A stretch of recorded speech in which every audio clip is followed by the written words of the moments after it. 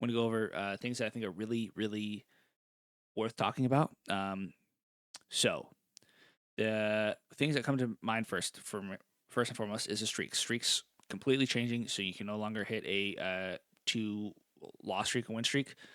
Very, very big. I think that is a bigger impact than we really know, and we won't really see the implications till we actually played ourselves. Um, ties are they shouldn't be that big of a deal intrinsically because there shouldn't be any open forwarding. Hopefully, much more. But I'm glad that it's here because it kind of prevents that from happening. Um, headliners, I think it's good. It doesn't really change the way it plays. It just, I guess it does, but it more than anything, it's a lot more transparent now in how it works. The jazz emblem is fine. To country now, it's what it is. Moving on.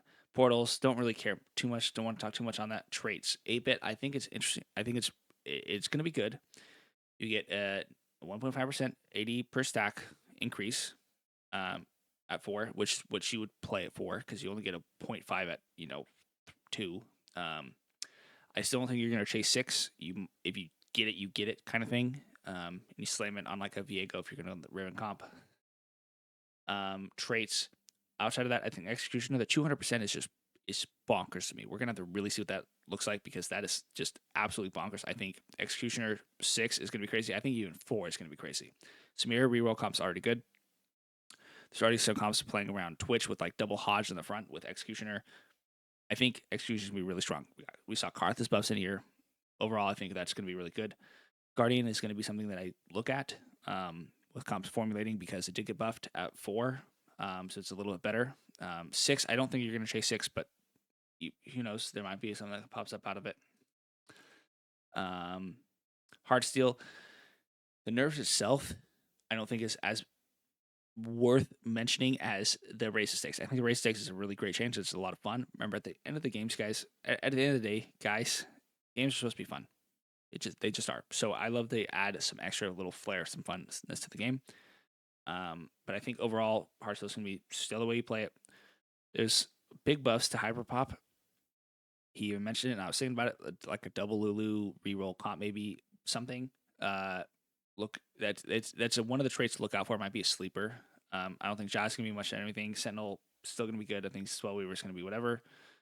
One cost champions, not much. I think maybe look out for an Olaf potentially because there are a lot of pentakill buffs. There's some other bruiser buffs. So as a whole, just not saying anything, but maybe look at him. The biggest one cost, there's 2 actually, I think, is this Tarek spell damage. I have to see how it looks. If it's 565 per auto, you get 2 when you guys are shield. That's crazy. That's a lot. If it's 565 between 2 autos, that's not as much. The 1.5%, so a 50% increase for Yasuo, really good because if you get this early on, so you get lucky and get the headliner version of him, you're going to be great. Even if you only get 1 or 2, like you get a 50% increase scaling essentially to your reroll comp. I think it's really good. I think you're going to see some Yasuo reroll comps. The do master himself, Bradley is going to be so good. Will always cast 3 damage dudes. If I'm reading this correctly, that means that every cast he will always give you 3 damage dudes. And he already does good damage. The damage wasn't the bad thing. It's just that it was inconsistent. But you're still your boy because you loved him. You want to never talk bad about him. But this just makes him better. Garen, I don't think it's going to do anything. Kragus, I don't think much. I think there is a lot of disco potential praise coming on, but I don't think this particular change does much. Kaisa, talked about it earlier. I think that her biggest flaw is not anything to do with the amount of damage she does or anything. It's she misses. Her targeting AI plus the enemy AI is just so terrible. I think that needs to be changed more than anything to actually make her worth like playing. Katarina, Kale, don't care anything for Katarina. Apparently, there's some Kale comps going around. I personally am not going to care much for Kale, but as you'll see later on, you already saw a little bit previously. Pentakill is there's a lot of Pentakill buffs going around, and so Pentakill might be a hole, and so Kale might just be because she's Pentakill will be in comps, but I don't think that she's going to be carrying comps myself. 3 costs. Echo, much needed. I talked a little bit on this already, but he's a trait bot to no end. He has provides a great AoE stun with some okay damage. I'm fine with the nerfs. I think he's an auto include in most comps, so that's fine. I think these Lux changes aren't going to do anything. And I think Mordekaiser, I already liked him as a headliner. I thought he was pretty sleeper, and they buffed the headliner, so I'm really great with that. 4 costs. Intrinsically, I don't think Ari, they fixed this. I think if you just wanted to not really try to change it all, I think you just reduce your damage. I don't think the attack speed does anything because once you cast Nashers, you just get a bunch of attack speed as it is. So the 0.05 you're losing doesn't really seem like it's much, in my opinion. I think intrinsically you either need to reframe how she is played, what her ability does, or you just need to just reduce your damage and maybe make her not something that you play that much. I just don't think it's because if she's bad, no one will play her because it's not fun to play a 1 cost carry that can't melt things. If she's good, then she melts every 1 cost. She melts everything, and then she's bad to play against. There's no in between when you come to a 1 cost carry. I've talked about this, and also the ideation behind Ari's ulti. Anyway, Karth is going to be pretty good, I think. Overall, it's kind of a buff. And you have a lot of Pentakill buffs, and you have the crazy Executioner buff. And I don't know the math enough. Someone smarter than me is going to be able to know it. With Karthus, with the Executioner buffs, the 100% crit chance plus Pentakill, I think Karthus is going to be a great 4-cost carry. TF, unfortunately, I believe Mort did actually tweet out saying that this is no longer a thing. This TF buff, so essentially disregard this. Another Pentakill buff. I'm telling you, Pentakill is going to be the way to go. You go Pentakill, and then whatever headliner you get, you essentially splash it in. So if you get Viego, you go your Edgelord. If you get Karthus, you go your Executioner. If you go get Mordekaiser, you're going to go your Sentinel. That's how I feel. I don't think these Zac buffs are going to be anything, especially with the EDM nerfs. I didn't really touch on that. I'll go back real quick and touch on that. Is it right here?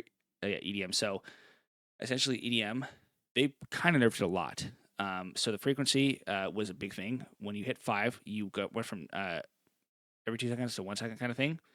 And it's a 50% reduction, and it's a lot. And the Jax, which was the one that had the lowest space timer, that was like spammable. That's why you played him. He also got nerfed. So I just don't think EDM is going to be that much, even with Zac being buffed. The 5 cost, Lucian's been too broken with all these bugs to know exactly how good he is. I hope he's better now, and I hope they fix bugs, and I hope he's a good champion. Quinoa, I think she is good. Still, I think she's still going to be really good. Even with the nerfs, I think she was really strong as it was. Fine with the nerfs. Sona, if you know, you always picked attack speed on her regardless of any game. Prior to even that, before they nerfed the heal, it was the heal regardless of anything. So I hope they're getting to a point where you actually choose what Sona's ulti is based off the comp you're playing. Will we get there? I don't know next time, but I'm hoping so. Ziggs, I'm glad to see my boy when they reduced his bomb stuff prior. It kind of gutted him, and so I'm glad to see him getting some buffs now. Headliners, not the craziest thing. Something worth noting is the 5% is what Mort did kind of touch on, was the 5% Omnivamp for Yasuo. I don't think it's that much when you consider that you're giving him a 50% increase in the bonus scaling that he gets. I think it's going to be fine. Augments, these ones, there's nothing really big on these ones, but the next set of slide, this one right here, the Masha one, I think is actually going to be a really good augment. Before, it worked off of the enemies surrounding you, so you can kind of play around that, and you can never get the, as much as you wanted to right away. If this works the way that I'm thinking it works, you could play the honeycomb with your Masha in the middle, and you start with 18 stats of everything. So you get 18%, 18 flat, right? All the stats you get. I think if I'm reading this correctly, that's how it works, and that's going to be really good if you can get it. Plus, you throw in some of the buffs to pentakills, or to, like, maybe this a Vi reroll comp, Mosher comp. She got buffs too with Punk. Just saying, keep it in mind. It might be bigger than we think. For items, Adaptive Helm, really good. I think there's a little typo here that there's not showing the AP that you get, because with the Radiant, if I'm correct, you get both, depending. It doesn't matter where you're standing. So that's kind of a double buff if you think about it that way. Archangels, didn't think it really needed a buff, but that's fine. Whatever, it's not that much. Bloodthirster, I love the idea of adding more AP. I talked about this earlier, but interestingly, TFT decided that their abilities were going to scale off of AP and AD for some champions, and they made them scale in like interesting ways. So MF, for instance, her actual damage scales with AD, but her AP or her attack speed scales with AP. So it actually gives you benefits depending on the way you want to play or what comp you're playing it with to get AP or AD or maybe a little bit of both. And so I like that when they add more to that. So when they added AD to blue buff, right? It's that kind of thing. And now they're adding AP to Bloodthirster. I like that a lot. Blue buff, fine. It might be just the RE syndrome because not a lot of I didn't see much blue buff outside of RE, but it's fine. I love the Declaw buffs. I love Declaw. Fine with the Evan Shroud. Gargoyle Stone Point, I really like the 100 HP, but I still think it's enough to choose Gargoyle Stone Point over other items. Gunblade, I love the item as a whole. Cool to see buffs. Ionic Spark, one of my favorite items in the game. I'm happy to see the 200 health buff. Addition to it, I'm going to probably be slamming this now over Declaw. Sorry, just going to happen. Dual Gauntlet, it's fine, it's whatever. It's a good item. I'm not saying to try to say whatever. It's just that you don't play Dual Gauntlet for the AP. It gives you play it so your abilities can crit. So it's not something the 5 AP is not something that I find to be justifiably great. Namicon, intrinsically, it's just really bad. I went into it already. You have Sunfire Cape that literally gives every stat you'd want as a tank. And you have something like Red Buff right here that gives you every single thing you'd want as a carry, including AP carry. Better than Namicon because it gives you flat damage bonus, and it gives you attack speed, which helps you cast faster. So it's just like there's not a reason why I think you would ever choose Namicon. Maybe I'm wrong. Maybe I'm not thinking of something else, but I don't believe it's something that I will be building still, unfortunately. Deathcap, I like the idea they're going. They're finally making it more of an amped item versus just a flat, AP item. I appreciate that. Don't know if the 8 to 20% is, that much, but I think the 12 to 50%, that's going to be a big one. And if you get the Radiant, I think it's just going to be good purely just because of how high the number is. And the Radiant and these two, fine. Huge is the true damage spat. No longer is bling bonus. I don't know if I actually agree with that. I agree that true damage spat was too good. 10% bonus damage flat out. Super easy to make. I understand.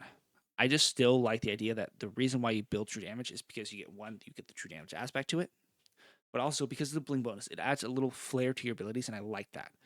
I like that aspect to it, and I actually wish that maybe they they bring it back in some other way. I don't know if it gives you like 5 or 10% adaptive force instead, right? It gives you adaptive force, so it actually can be put on, a carry instead, or maybe it gives you either 5 or 10% adaptive force or 5%, 5 to 10% MR and magic resistance or something like that, right? So you can also put on decks. I just think I like the bling bonus aspect of it. I kind of hope they bring it back in some way that doesn't just make it a flat damage buff.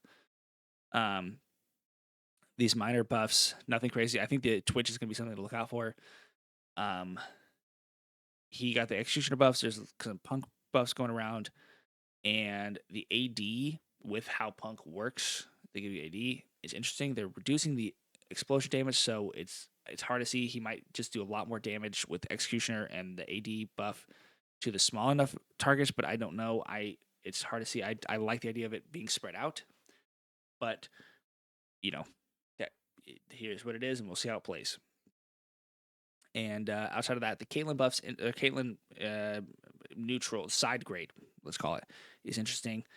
Reducing the AD because of the complement, because of the 8-bit buffs, but nerfing her AD, but then increasing the spell AP is going to be interesting. Maybe go blue buff now because it gives AP AD, plus it helps you cast. And maybe go Shojin and something else. Anyway, so I think that's going to do, guys. Been a long ass video. We're an hour 30 in.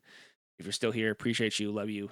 I'm excited to play the patch tomorrow. I'm going to be streaming it tomorrow on Twitch. So if you are watching this, come on by. I'm also probably going to be playing some point of the new season of League. I'm pretty sure both of them are out, and I want to play both. Haven't been feeling League for a while, so I'm hoping to get back into it. And then TFT, I mean, I've been grinding that stuff. I still love the game. So, gonna be playing that tomorrow. So anyway, stop on by. Thank you guys again.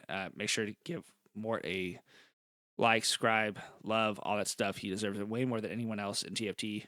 He's the GOAT. And so, guys, thank you so much. Take it easy.